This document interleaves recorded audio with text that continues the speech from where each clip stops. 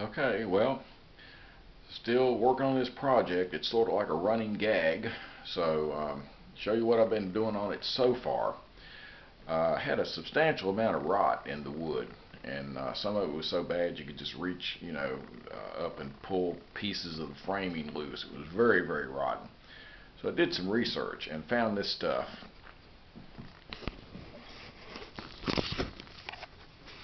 This is a product made by Abatron, and this product here is called Liquid Wood. It's really a two-part epoxy. This stuff is designed for repairing structural rot to make the wood as strong as it was originally. I had my doubts about this stuff, but anyway, I did try it. You mix this liquid together, and then you paint it in, pour it, or whatever, and it soaks into the wood about an inch or two or more, and you drill holes in the wood if it's deeper than that, and it soaks in and makes the wood essentially like new. It's been used to restore Mount Vernon and some other places. So this is a wood stabilizer, and you take and it stops the rot and makes the wood hard again. And then if you have rotten places where you need to fill in, you can use this other product. It's also a two-part product, and you mix it together, and it's sort of like again, it's a two-part epoxy product, but you take and mix this stuff together, and it sort of forms like a putty. You can mix it with your hands, or you can mix more of it in a larger container.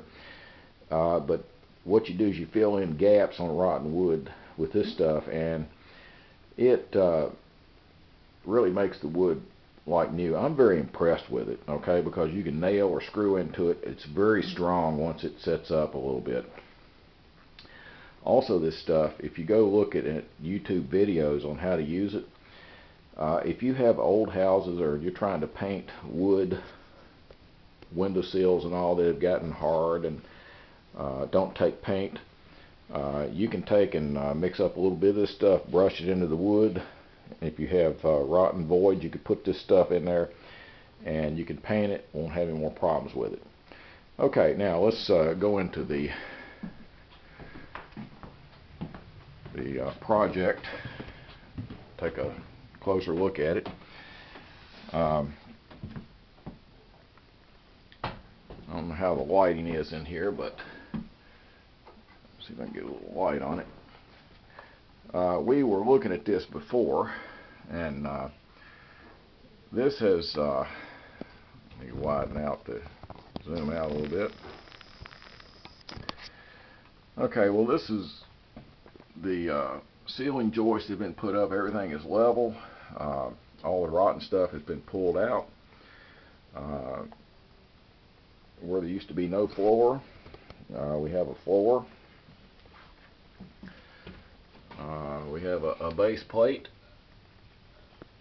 and everything feels good when you walk on it, and everything's very solid. Between the two rooms, I had to put wall studs back up. We'll take a look at it from the other side.